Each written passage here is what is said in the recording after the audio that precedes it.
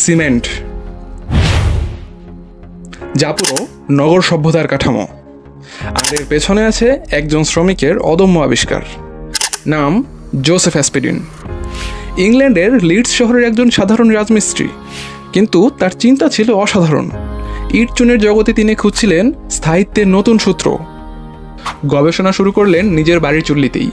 চুনাপাথর আর কাদামাটি পুড়িয়ে বানালেন নতুন এক পদার্থ, যা পানির সংস্পর্শে শক্ত হয়ে যায়, আবার তা দেখতে পোর্টল্যান্ড দ্বীপের পাথরের মতো। এভাবেই জন্ম নিল পোর্টল্যান্ড সিমেন্ট।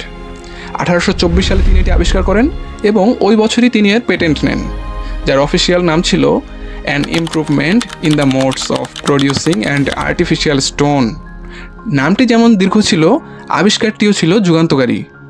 ছেলে উইলিয়াম অ্যাসপিডিন আরও উদ্ভাবনী।